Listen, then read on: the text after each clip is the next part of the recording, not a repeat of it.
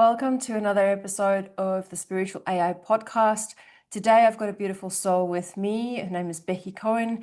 She's the founder of the Conscious Revolution, a human design expert and transformational coach. She helps purpose-driven entrepreneurs and change makers unlock their unique gifts and align with their design to live and work authentically, blending spiritual insights with strategic wisdom. Welcome to the podcast, Becky. Thank you so much. I'm so excited to be here with you. Beautiful. Now, first of all, I know that we're definitely going to get into the human design side of things because it's made a massive difference in the way that I run my business. But first, what I wanted to do is I wanted to ask and start and ask, who is Becky? Where does Becky come from? And kind of what has happened in your life to kind of bring you to this point? So I know it's a big question, but kind of just, who's Becky? Where does Becky come from? Okay, so I'll try and make it as concise as possible, but I came from a corporate background. So I was a corporate high flyer for many years, 15 plus years, always miserable and always the one who was in the spiritual closet. I was very spiritual from a young age.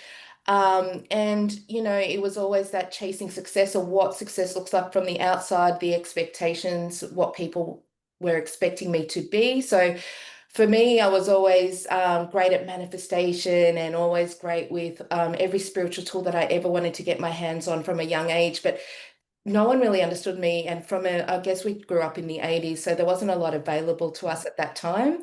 So I grew up Jewish, so it was everything against my religion. I was kind of a bit on the outside there. And then I figured out I was gay and I was hiding that. So I'm hiding my spirituality, my sexuality, figuring out I've got ADHD, but not getting diagnosed, another mask, hiding everything about myself and just cruising through life in terms of, what looks successful on the outside, probably no one knew what was really going on the inside. And along the way, I guess there was an identity piece. It was really lost myself. And it's really interesting. So I was working for a lot of very toxic corporate masculine environments within project management and IT.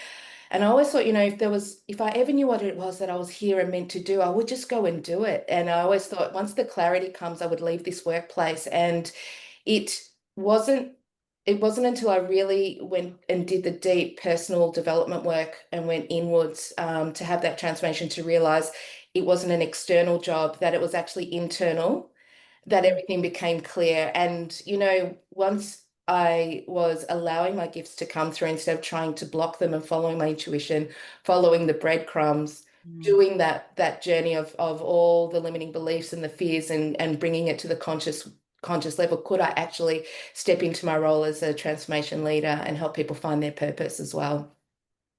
Yeah, your story is one of pretty much every coach that you talk to, every healer you talk to, every person in a space of helping others, right? We've had to go through all those things for life to actually set us up so that we can step into our truth.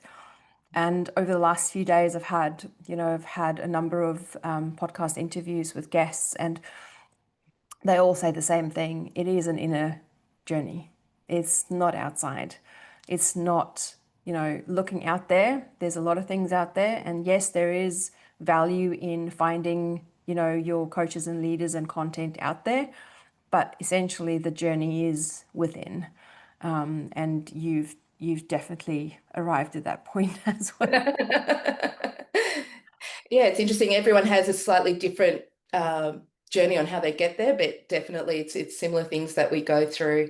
And honestly, it's usually that person that you stumble upon, whether it's a coach, a mentor, that can help guide you to wake you up. And they come at the right time when you're open to hearing it. So there's always I feel like there's a guide along the way that does help you get there to go internally as well. Yeah. Yeah, absolutely. I think for us, growing up, going through this, we kind of had to navigate a lot of it ourselves. I was definitely not exposed to a lot of coaches and spiritual teachers, and as you said, there's a lot more now than there was back then for us. Mm. So we had to do a lot of the work ourselves. Mm. Whereas now there is so many of us that have done the work that can actually make it easier for other people to go through the process. So, and that's one of the things with my book as well. It's like what we went through over 3 decades, or longer, we can literally help you manifest or work through and process in your life literally within months. Mm. So yeah, it's really important to understand that even though it is an inner journey, the coaches that are out there, people like Becky and myself who help and serve, we can actually help you do this much quicker than what we actually had to go through. So yeah, so a little bit jealous there, but but we had to get to this point, right? 100%. So I want to dive right in. So let's get into human design. Sure. So obviously you do human design, but how do you use human design in your work? Like, what is the main focus for you? How do you, yeah, sorry, go for Yeah, it. go for it. So, no, I was going to say, because I'm a manifesting generator, and if anybody out there who your audience know about manifesting generators, we're multi-passionate, and human design, like you said, it can be honed in on a certain aspect, and it can really complement whatever you're doing, whether you're a business coach or you're looking to do it through your own branding for your business. It can be used for a million different things. For me, when Mm, I first discovered it, I was really focusing in on life purpose for people to help them discover their purpose and walk away from the 9 to 5 and build a purpose-driven business. So where I first got into human design, I think it's interesting that it's like with any modality out there that it finds you at the most perfect moment in your life, and then you realize that you're supposed to run with it. You can see a million yeah, modalities. So human design came knocking on my door quite a few years before, and I looked and was like, wow, this is complicated. Like, put it away. And I think a lot of people who first step into that go, whoa, like I don't know what to do with this. Um, mm, and then it came knocking again after I started doing my purpose, the life purpose coaching side of my business. And I could immediately see, number one, had I had this tool prior to trying to find my purpose and trying to find my identity, wow, what a revolution that would have been. But also then yeah, how to quickly take and run with that to help my other clients. So I just started everything that I was learning, I was kind of saying, "Hey, I'm experimenting with this new tool. Can we just see with the current clients that I've got to see how you resonate with it?" And they loved it. They were yeah, absolutely lapping it up as well. So then, of course, I do the business side, and I do a lot of the transformational work on limiting beliefs. So the more I learned, the more I started integrating parts of human design that blended beautifully with the work that I was doing as mm. well. So it's been a journey for 5 years. But and as I learn more, I just keep implementing more because I honestly believe I'll never finish learning with human design as well. There's so much to it. So Yeah, there's so many layers, and you're very right when you say that it can literally change the way you do run your business, run your life essentially, with a mm, moment when you tap into who you are, who you were born. You were born with a blueprint, right? The minute you mhm, tap into that blueprint, everything shifts and changes. And, you know, I won't go into the story, but for me as well, in the beginning of the year, I was doing things very differently. And the way that the business coaches out there tell you to do things. And mhm, then I had this moment and I kind of went in, and human design helped me to kind of figure out who I was and showed me that the way I was running my business is not sustainable. I need to be in creation mode all the time. I'm a manifester, so for me, I'm creating all the time. There's always stuff coming through, right? I'm always mhm, switched on, and long-term programs don't work for me. I yeah, get bored. I've got to, if my soul says today, create something for manifesting, and that's what's going to come through. I'm going to create something for manifesting. Tomorrow or a week, 2 weeks from now, it's going to tell me, listen here, you've got to tap into self-worth. Let's run with that, right? So I've got a very different way of running my business, and I've now shaped it to what fits me, and it's made a massive difference. So game yeah. changer, right? It's a massive game changer. I mean, even it's interesting too because even when you find out your type, people will kind of box you into the way that that particular type is meant to work. But there's so Mm, many caveats beyond that, and every time somebody hears that information, they are digesting it slightly different to a manifestor to manifestor and how that Mm. works. Even though there's, there's themes, but everyone, if you get them to repeat back what that means for them, they'll have a completely different aha moment as well. Absolutely. And I Yeah. love that. I love that. But the way that it's delivered will speak to somebody's soul. And it's like, I get all the time, it feels like you're talking to my soul. And I say it is absolutely a guidebook on how your soul is meant to operate in this human, of you're designed to, operate as this human in this lifetime. And Yeah. and what I love about that too is, meetings, because, with manifesting, obviously you guys, there's only 9% of you on the planet. So there's very small amount of you guys. And so to be understood and how you operate is going to be very different to a manifesting generator when there's, you know, 34% of us on the planet. We're the second most dominant on the planet. But again, I have a look at some of the ways that manifesting generators work, and they are all over socials. They love building these communities and consistent. But what I've learned is it doesn't light me up, and we're supposed to do things that satisfy us. So Yeah. at the end of the day, when people are telling you, you're a manifesting generator, I don't see why you can't be consistent on there. You've got all this energy, and it's like, but I don't love it. That's Yeah. not what brings me satisfaction. And to break Yeah. away from that mold and do things differently is all about then having the permission within your human design to understand you don't have to do anything out there the way Mm. that people are telling you that you have to be successful, or to how to run as a coach or anything like that. It gives you a full permission slip to step away and Brilliant. do it your way. Yeah. Absolutely. And to put it in a different way, if this didn't land for anybody, what Becky just said, which you said perfectly, by the way, but something that came up for me is like, I'm a Leo. Hmm. And quite often people will say Leos are like out there, extravagant, glitz and glamour. And I am nothing like that. So I think it boils down to awareness, right? So this is my jam, right? It's it's awareness. So with the human design, you still have to have that awareness about yourself. So Hmm. even though that we're giving you the map, human design gives you the map. You still have to take it and go, yes, no, this feels good, this doesn't feel good. If it doesn't feel good, does it make me a bad person? No, it doesn't. It means that you're honoring yourself. So you have to go through this process. And that's the inner work, right? 100%. Yeah. 100%. And what's interesting also about human design is that it can actually show you the the journey inwards on the things that you've agreed to this, contract this lifetime, or the things you want to experience, the limiting beliefs, the fears, all those things that would Mm. guide you to actually opening up to the unconscious side of yourself, or some of the things playing out. Obviously, like, okay, we accepted that, but each person is going to then have it play out in a different way as well. Yeah. Right. So even that can give you a key or a clue to the things that, once you overcome that, the transformation becomes the biggest wisdom and guidance in your life and what you're here to do.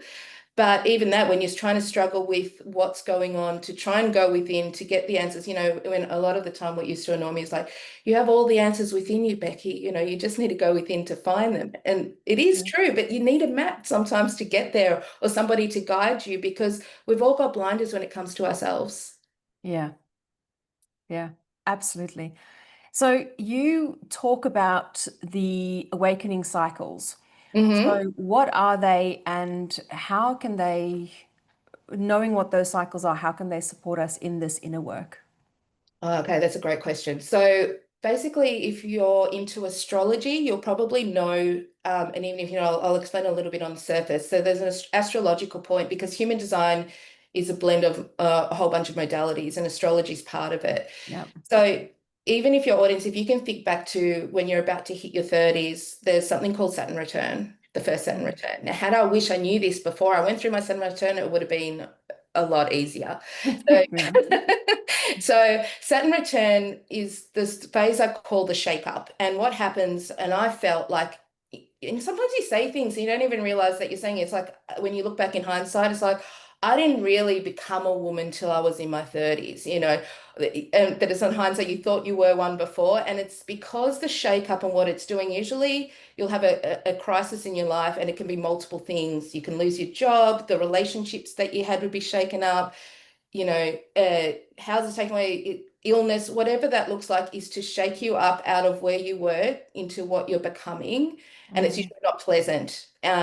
So Saturn's usually the ruler of discipline, and it's actually trying to, it's almost like what I used to say is the universe either tickles you with a feather or punches you in the face. So usually you get a warning before, and you you get do, the yeah. slight, and if you keep ignoring it, eventually, bang, you get something that happens to course Yeah. correct.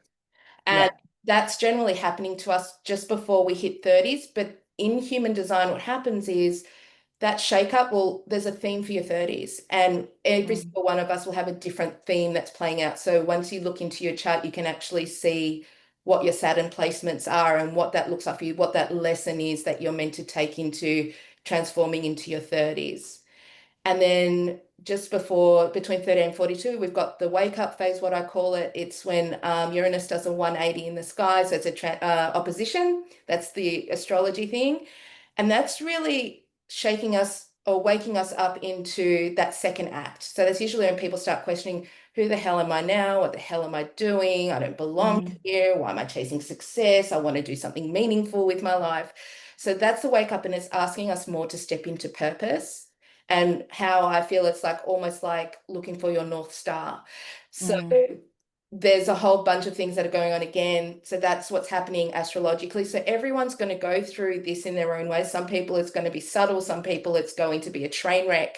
Depends how mm. much inner work you've been doing along the way. So these Yeah. things, if I knew then what it was, I know the transition would have been a lot easier because I would have known what was coming as well. And it's kind of, you can prepare yourself, and everything blows up in your life in that time, how to deal with it. Well, you could also, you could say, yes, I would have been prepared for it, but essentially the thing would have still happened and it still would 100%. have knocked you sideways. So it's going to, it's, you might know that between, 30 and 40, this is going to happen, it's going to blindside you because there's a lesson, there's an opportunity for growth there, 100%. right? 100%. Yeah. But when I was about to turn 30, I went and bought a house. I put it down on, I took a big risk. I put everything towards this house. The Mm. GFC hit. I lost my job. Oh, Had to build the house. I had to also pay rent because I was waiting for the house to be built.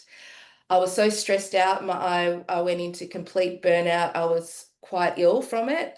I lost yeah. a relationship. I got the whole whammy, the whole gamut of it, right? Wow. Yeah. So it was hardcore a shake Yeah. up. And Yeah. then it was kind of like even my friends started, disappearing because I was a hot mess, or I was also not feeling sorry for myself, but I couldn't pull myself out of it. I didn't know who I was in that time, and I didn't know Mm. how to be around people. So it's like I had to rebuild my entire life. Had I known that people, and we didn't talk about it back then, everyone was going through something, but I usually ask women, do you remember where you were at this time? What happened in your life? They'll be like, oh my God, it was, and then they can go back and recall. Yeah. So in a sense, it's like if we knew this Saturn return was coming, even though yes, I would have had to go through what I did because you can't preempt what that's going to be, I would have understood it as a rite of passage into where I was going and had to Yeah. go through that flow. Maybe I would have gotten into the inner work a lot earlier. You get Yeah. what I'm saying? I would have probably looked for help back then instead of suffered in silence and trying to figure it out.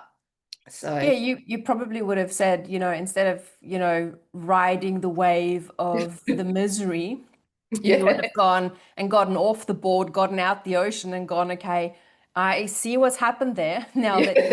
let me just process this and just get over the shit, right? Yeah, yeah. Yeah. So and Yeah. there's themes of each decade that happen. So that was the first couple that you can probably look through. But even Chiron return at 50s is really your biggest wound is probably going to come back up to heal again. So and you're probably Mm, looking, oh, I thought I did the work here and before, but it's getting down like with an onion. It's probably going to come as that last bolt, but it's really stepping you into that leader with that wisdom of how you can really help others transform through that as well. So mm, there's a few of the themes, but then human design gives you probably the the I guess it is. It's that theme of what's going to come up, or what lesson you need to learn, or what that wound would look like, for mm. instance, in Chiron. So yeah. Yeah. So Chiron, that would be like cycle 3, right? So what comes after that? So then you go into the 60s, which is your second Saturn return, which usually hits just before your 60s. So it's it's kind of a bit easier than the first one, let's put it that way.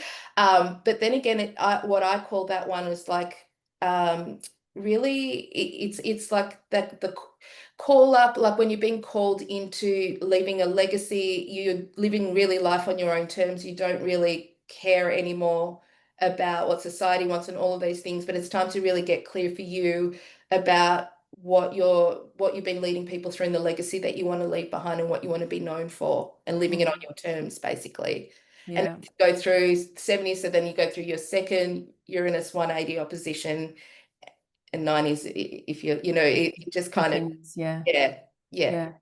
It's interesting because if as you're talking, I'm like, it's if you look at anybody's life, even if they don't understand human design, you know that there are those cycles. Mm-hmm. Most people in their 60s live life on their terms. Yes. They're not worried about what other people say about them anymore. So if you can highlight these cycles, and if you can work through them in your earlier years, then when you get to the cycles in your 30s, 40s, 50s, 60s and on, you're going to, like you were saying, a Saturn return, your second one comes around again. By that time, if you had dealt with whatever it was you were meant to deal with in your 30s, then the 60s is going to be a breeze, right? Because you would have Mm-hmm. had a look at whatever that thing was for you. Mm-hmm. And even if you don't do the work, for instance, in the 30s, like I didn't until a bit later, Yeah. but before you get to the 40s, I started doing a lot of personal development in that time. So the one that hit the 40s, it was actually that's when I walked away from my corporate job. That's when I started my business. I could hear the calling. And Yeah. I could hear the calling, and I was like, right, it's time. And so, had I not done the work, probably that punch in the face again would have hit me and knocked me over even more. It's like, when are you going to wake up to do something with this? Um, Yeah. so that it is kind of setting the scene, because a lot of people don't want to do the work, right? And it just, so every time else they're looking at it, it's like, life is just so hard. Why am I keep going through the same things? And looking externally versus internally. And that's really these cycles are trying to help you move into, I feel all of it's like awakening, but also purpose changes through the decades. And it's trying to help you with anchoring your purpose as you move along as well. Yeah, and you're very right when you say like purpose changes.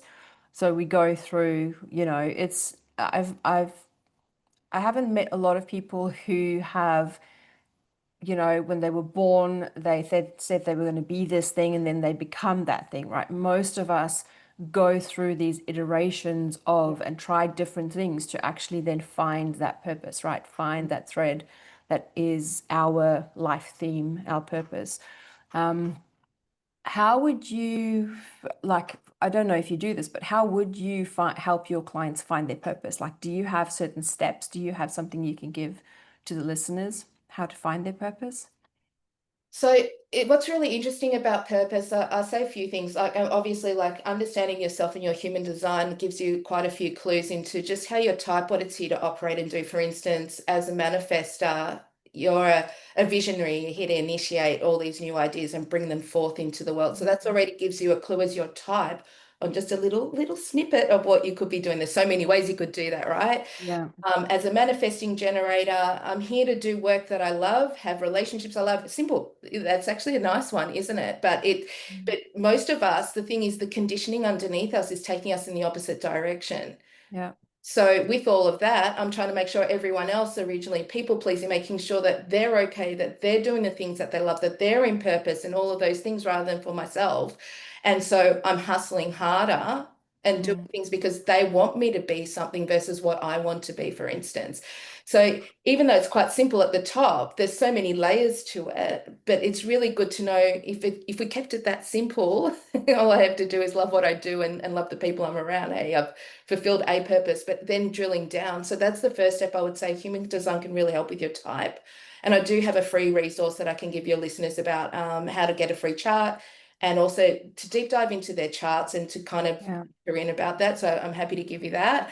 Um, the Mm. second thing I always say is nothing is a coincidence for what you've been through. So everything that has happened is your wisdom and the guidance for what you're meant to do and give to the people and to transform their lives. So whether it be that you own your own business, whether you're in a purpose, aligning to a community that is purpose driven and you're doing things as a passion project or what have you, it doesn't really matter whether it's a paid job or not. The thing that you've been through, or some of your hardest things, is going to be what people are looking at you for to help them through to the other side as well. Yeah. And generally, people have all these shards of themselves, like all these different stories, but they just don't know how to put the puzzle pieces together, which is currently what I do with my transformation programs, is to have a look at all those pieces of who you were, who you're becoming, what's keep holding you back in that unconscious level from getting there, Mm. and then getting you through to the other side where you get to put the pieces together with me, and then you Yeah. you figure it out on the other side of what you're designed to be this lifetime. Yeah, beautiful. So before we dive into, I want to dive into the types so that people can get a gist, like you just Mhm. give them that nugget. That process of finding your purpose, I actually go into depth into my book as well, which is really nice. I take them through this whole process. So if you haven't got the book yet, go and grab it. Becky, I will absolutely have the link for your free resources in the description for the listeners as well. But so let's give the listeners the very first step, that first little nugget. So you've mentioned briefly about the manifester and the manifesting generator. I think just let's start from scratch, just run through each one of the types for us really quickly and just give us that little bit of gold so people can go, okay, yep, that makes sense. Okay, now I can Okay. take this. Okay, sure. So, so there are 5 types. Let's start with that. The most common at the moment on the planet, there's generators and manifesting generators. They make up 70% of the population. So Hmm. just so you know, manifestors are mainly generator, but also part manifest. It's that bridge. But we'll start with the generator. Generators are here to do, like I was saying, work that you love. And what I call the generator is like the Energizer Bunny. It's like that they've got all this Yeah. energy to go and go and go. But really, you're here to do work that you love. And if you're listening to this thinking you're a generator, thinking, I'm so tired all the time, I don't know, I just feel burnt out. What happens is when you fight against doing what you love and what you're Yeah. here to do, what we call in human design, you start going into what is a not self theme instead of being in alignment with your type, and that you're going to come into a lot of frustration. And the Yeah. more you fight against what you're meant to be doing and following the things that don't light you up and bring you joy in life, you're going to feel more frustration. And that is your signal to burnout, is going to be Yeah. your signal to actually burning out. So for generators, what you want to do to know that you're in alignment is to feel satisfaction in everything that you do. That's alignment. That's the higher frequency of a generator. Yeah. So that's the first type. Manifestors. Do you want to speak to manifestors or do you want me to do it? No, you can do that. Thank you. So manifestors are about 9% of the population. What we say is there's energetic and non-energetic beings. So if you're a generator, manifesting generator, you have all this energy to create and build. Manifestors are not one of those. So they need ample rest. They are not here for the 9 to 5. They are not here to go, go, go, go, go. Nope. And they do have this starter initiating energy. They're here because they're the visionaries of the world. They're here to create, and they manifest brilliantly when they're here in that starter energy as well. So, by the way, types doesn't mean you can't manifest if you're not a manifestor or a manifesting generator. Just want to. Yeah, it's not. No, manifesting and being a manifester in human It's design is two very different it's things. two Yeah. very different things. But an interesting connection is that I think that sometimes when we spoke about manifesting, it did come from some of that manifestor energy on how you're meant to manifest, which will only work for a manifestor, not the rest of the population, which is quite Yeah. interesting as well. Another topic. Yeah, so because of that, they need ample rest and they need their space to be able to be in their creative genius as well. Yeah. So a lot of the time manifestors will look like the lone wolf, but they need to learn how to go into their bubble for creation. And that for them is also when they're in alignment means they need to feel peace. Inner peace, I say, but also their environment to be able to create, they need peace. Yeah. If you disrupt a manifesto when they're working and they're in that creative vision, that's when they start to fall out of alignment or being around too many people, and that will come out as their not self-theme as anger. So, Mm. so that's also a way that if they're not in alignment, the more that they feel angry at something is also the time when they need to step away and take a break, recharge as well, or they will burn out. I Yeah. really believe this is where everyone's burning out slightly differently if they're not watching the signals as well based on their Yeah. type. Mm. Manifesting generators is a hybrid, but we're basically what I call time benders because like we come in and we are the fastest moving on the planet. So a lot of the times we'll skip steps, but what I see us is actually almost like the improver. So it's like something's been created, the generator builds what they love because they want to get their hands dirty and get involved. We come in as the fastest people who are moving to go, you know what, this is brilliant, but I think we can make it better and improve the process and cut time down. So that's how it says. So we're part inventor and part visionary, but we do have this building energy and we're here to do what we love as well. Same with Mm. us, frustration and the satisfaction as well as the same thing. The only layer I'll add is that when you get, because we're part, another thing is the impatience because we're so quick. If we feel people can't keep up, frustration and impatience can kind of go hand in hand. And that's how we can also burn out is if we just become too impatient, keep moving. And otherwise you have to go back and you skip steps and you have to work the process again. So that can also burn us out as well. Yeah. Projectors, there's about 20% on the planet. You guys also don't have the same energy as the builders of these planets. So you guys are meant to work differently in that you're here to lead and guide people with your wisdom. So if we were in a workplace and people understood the energies of a projector in particular, projectors feel like they have to keep up with the Joneses, that they have to, to be successful and to be a guide or a lead. The conditioning is always to keep up in that respect and try to go at the pace of generators and manifesting generators and they burn out and they're Mm. not meant to work like that. I don't believe that, they are different so they, as well as manifestors and the last type reflectors are often misunderstood and because of their energies and the way they operate. But honestly, I do believe a lot of projectors can fit into consulting and into that world if people understood the way that they operated, that they came in, they guided, they taught with their wisdom, and then stepped back without doing the work underneath that needed to be done. That's the perfect position for them. So they're in alignment. Again, when they're in alignment, they want to feel success. They want to feel recognized for their wisdom and their gifts. And their deconditioning process is a huge one because usually they're looking externally to the world for what success means. And they have to learn what internal success is and helping people, help them transform what fuels them rather than, what I mean, drains them is a huge process for them to unravel. Yeah. So Yeah. when they're out of alignment, it goes into resentment and bitterness. So people don't recognize their gifts if they don't, if they're not seen as that leader that can actually come forth, and people recognize that them for all their wisdom, they'll go into bitterness and resentment a lot of the time. Mm. I think I've got a manifesting generator, I think, Mm-hmm. and a projector, I think, my two daughters. I can't remember. I'll have to check. Yeah, Mm. so interesting. And then the last one is the reflectors, is that right? Yeah, and reflectors are so rare. Honestly, I met only my first two or three reflectors this year in person. Like I had one person come to me once for a reading that was a reflector in 5 years. So they're quite rare and they're amazing if you can get to meet them. So the reflectors are really interesting because when you look at you'd have to see an energetic chart, but like they are so open. They have no, Mm. and it's a bit more complicated to explain definition in their body because when we have energy that's defined in our body, that's our key strengths. They are all open, which means Mm. that they're constantly absorbing everybody else's energy in the environment. Yeah. They'll be very much influenced by the moon cycles, also what's happening out there, as well as everybody else.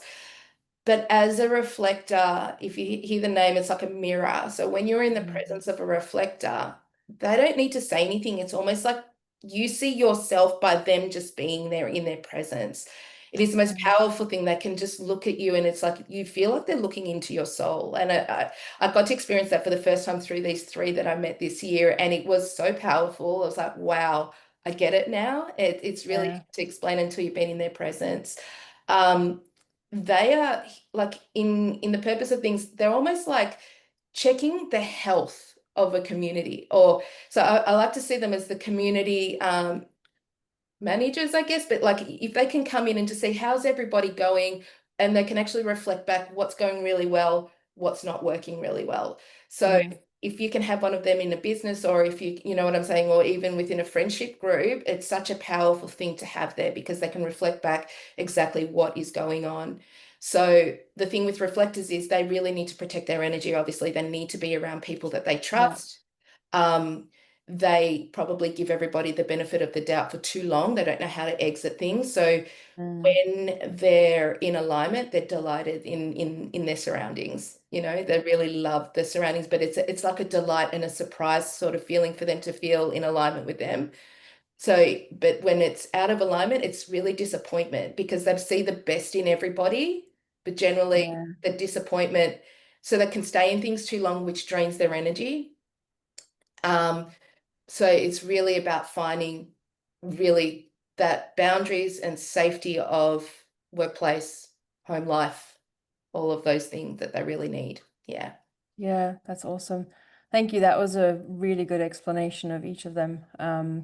I know that people will find value in it, and just hearing that, I think, is a good place to start for people to kind of then go and sit and think about it a little bit, and then go and grab, excuse me, go and grab the free chart from Becky's webpage. How do you blend your spiritual insights with practical tools in your work with your clients? Oh, great question. It's interesting. So for me, I've constantly got downloads coming, and it's when I speak to somebody, I usually get the goosebumps. So I know I'm right on time for them as well, and right for what they want to hear. So it's constant Mhm. for me. It's and so a lot of it is unconsciously, even sometimes when I say things, it comes out as well as they need to hear it at that time. And afterwards I stop and go, whoa, where did that come from? So Where did it come from? Yeah. Yeah. like I couldn't have said it better if I tried. It just comes out. So a lot of the work that and with the tools, I guess, and you speak about this a lot too, it's that awareness blended in with that with your intuition. Mm. So the tools that I use within human design to get to people with awareness is key for me as well, because it's about I can usually see what's going on before they can, but I want them to get there themselves. Um, Yeah. intuitively, my gifts, I know I can touch across a lot of them, but it's just this general knowing that comes first. Mm. I get visions as well, but when I talk fast, I can see things as I'm downloading as well. Yeah. So I'm touching on different things at different times, but it's more important actually for my clients to understand their unique gifts and their intuitive gifts as well. So Yes. also through human design, what we call as our inner authority, and you'll see that on your chart, guys, when you download it. That is what they call in human design as your best way to make decisions in life. And it's a game changer when you understand what part of your body is that key strength. I call it your superpower that is giving you your way rather than getting out of the like letting the monkey mind actually rule how you're actually making decisions. Mm. Wrong for all of us. So wrong. And we all do it as humans. So know that even once you get like into human design, you're still going to go back, but you'll awareness, you'll catch yourself falling out of that and how to Yeah. bring yourself back into alignment. It's just that superpower to make your decisions, that's your intuitive strength as well. So Yeah. it is an intuitive strength, and that's when people can start having the awareness themselves of how their body is reacting. And it's an experiment, it'll come different for everybody again. Like if I Mm. tell, like my partner's a manifesting generator, and when I was explaining to her how mine comes about, she's like, I don't get it. And then I knew for her how it happened for her. So that was my first lesson really in human design. It's going to be Mm. different for everybody, even if you have the same intuitive gift. So Yeah. working with that is really important. Yeah. Yeah, absolutely. So So for me, I believe that awareness is like the foundation. That's your really strongest spiritual sense that you have to develop. Hmm. And then following on that would be the voice of your soul, essentially. That's your intuition. Hmm. And then closely after intuition, that's when we start coming into the, let's call them, for the lack of a better word right now, the psychic gifts, the ways that you process the energy. That's when you say you have the knowing, that's Hmm. claircognizance, or clairvoyance, the vision, or clairaudience, the hearing. So that follows really after intuition, but everybody has the ability to develop awareness and Hmm. develop a relationship with their intuition. Hmm. And if you have those two, that's going to help you navigate through human design, through the inner work, through everything else that's out there. So it is really important to have that. And yes, you're right. We all process in different ways. We don't do it in the same way. That's why you can have two people exactly the same birthday and they will be very, very different. Or you'll have, identical twins and they'll be identical in ways, but they'll do things differently. So it's really important for us to focus on who we are. Hmm. It's not selfish. It's not a selfish thing. It is about, this is who I am. This is how I do it. This is how I grow. This is how I shine. And you've got to honor and respect yourself to tap into that because it's going to make your life so much easier. Yeah, love it. Yeah, beautiful. So, what is one simple step someone can take today to begin living more in alignment with their design? Yeah, so I honestly would start with, like I said, when you download your chart, there's the one that I've given is the best one for you guys also to go out there. You can go there now. It's my www.mybodygraph.com is probably the best place to start. You'll see a box on the right when it comes up of the properties of what it is. That's level one. So that's your type, what we're talking about when you're in and out of alignment. So it'll look like signature, not self-theme. And it'll talk about your authority and your strategy. Stop there. That's all I'm going to say. Stop there. That's like a level one. Yeah. So at least I can point you somewhere. And the guide that I've got will kind of stop there as well. The thing with human design is that once we get onto it, it's so fascinating, and most people go down a rabbit hole and they just keep Googling and they, and it's just like you can't help yourself and you just want more and more information. But again, it's all about then stopping and integrating, experimenting in your life versus trying to find out everything about it. But we all do it. We can't help ourselves. Yeah, No, we uh, do. we do. And then so if you can get into what your strategy and your authority is as a step and start experimenting that into, because what that does is it gets you out of the mind, it gets you out of the ego trying to take over and gets what's your body should always be telling you what's going on. If you start looking into that, you will start to get awareness as well of what's correct for you and what's not. And it's an experimentation. Like I said, different people are going to feel it differently. But the first time I heard that information about my strategy and my authority, I was like, whoa, there's so many times in my life where I did this and Mm. it was so on point. And then I could see when my mind takes over and actually was like, oh, and because I was fighting it, and I could actually look through those times, and it's like, so what if I actually did this? But now I can sometimes my mind still takes over because I'm stubborn, Then I'll see, and I was like, damn it, I just knew I should have actually just listened to this. And that's an Mm. experiment and it takes time. But honestly, stop Mhm. there before you go down the rabbit hole. But it's interesting, even if you do want to go down the rabbit hole. But it's the Yeah. integrating and that's when your life changes. That's it. You very well said. And I want to reiterate what you just said is that we can go down the rabbit hole so easily, right? So you can go down the rabbit hole, but what happens is it becomes really complicated and then your mind switches off and you forget about it. It's better to take the first couple of steps, like you said, and integrate it into your life and then take the next step and go a little bit deeper. So don't just go head first. Yeah. Start with the basics, work on that, integrate it into your life, and then you go ahead. Yeah, beautiful. I love that. Um, Becky, I'm mindful of the time. So before we leave, please tell everybody where they can find you. I will have all the links in the show notes for people, but please share with them how they can work with you and where they can find you. Yep. So I mean I'm on Facebook and I'm on Instagram, but honestly, when you get the download, you will have access to my site. On the download itself, also I'm offering you guys a quick, if you're really interested, a 30-minute free insight into human design with me. So once you've got the download, it's got my email address and a place where you can book a free session with me. Mhm. And I'll go through, you get to ask me one question that you want to look through in your human design as well, whether it's business related, life purpose related, relationship related. And that's probably the best way to connect, actually. So we can actually speak one-on-one instead of you following my Instagram or my Facebook, and we can actually have a chat. So Yeah, beautiful. All right. I'll make sure I have all the links available for you guys. Thank you so much for joining me on the podcast today. I am super excited about this episode, and I know you guys are going to definitely be able to use the value that Becky's given us today to integrate it into your life and kind of start working towards living a beautiful life of clarity, ease, and purpose. So, thank you, Becky, for joining me today. thank you for having me. It was great fun. You're very welcome.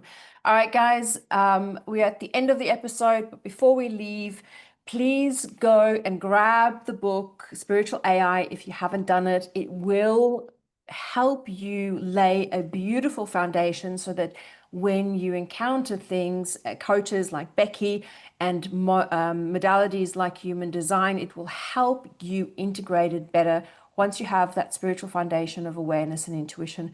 Trust me, it will change your life. I don't say this very lightly. It will change your life. Make this the manual to live by. All right, make it a manual to live by. All right, guys, I will see you on the next episode. Again, Becky, thank you so much. I look forward to connecting with you on other platforms. Thank you. Bye.